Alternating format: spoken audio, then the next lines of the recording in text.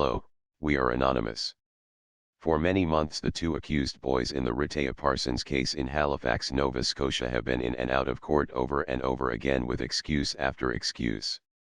The local Herald newspaper has reported several times that the Nova Scotia Crown had advised the Royal Canadian Mounted Police that it wasn't advisable to lay charges against the two accused boys.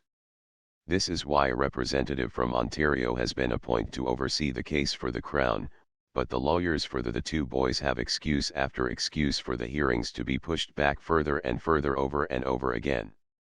Month after month the Parsons and Canning families along with the public are let down by our so-called justice system and the courts. It is the same system which appears to favor the rights of the accused over the rights of the assaulted or deceased.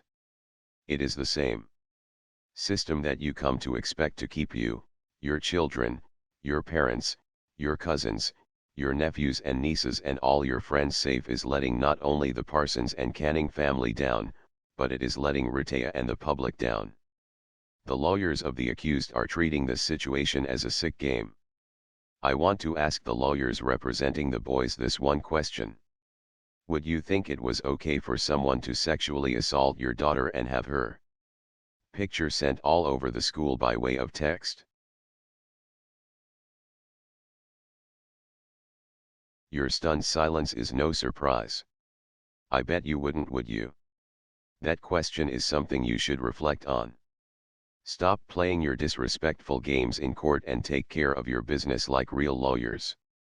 I hope you realize the public thinks you are a joke with the number of times you have requested the court to push back the proceedings. Let that soak in for a while.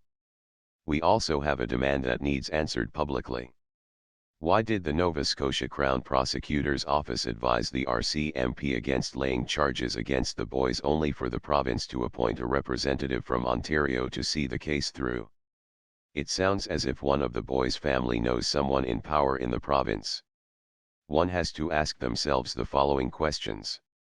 Why did the original officer never interview the accused boys in question? Why were there no charges filed even after the complaints? Why was the case ever closed? Why did the Justice Department change their mind 1 week later after the media storm Anonymous created to educate the public? Why couldn't they do this before Anonymous got involved? Why are the boys only being charged with child porn offenses and not rape? Clearly, if there was a picture of Rehtaeh in a compromising situation that many people saw, then there must be some sort of grounds to charge sexual assault charges against the accused because she was underage, but they haven't happened. Why did the Nova Scotia Crown advise the RCMP to not charge the accused? I thought that the Crown was here to protect the public against violent offenders and injustices. Why does the legal counsel for the accused keep coming up with excuse after excuse so as to not have to go to proceedings? There are way too many questions and not enough answers. Maybe it's at the police level, maybe it's at the municipal level, or maybe it's at the provincial level. Someone knows someone somewhere, which is why Anonymous and the public are still trying to get answers and justice. These matters in court should have been dealt with many months ago, but yet here we still are. Anonymous and the public will not rest until either the proper charges are brought on the boys or they are sentenced.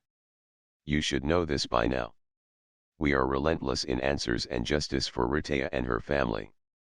We are anonymous. We are legion. We do not forgive. We do not forget. Expect us.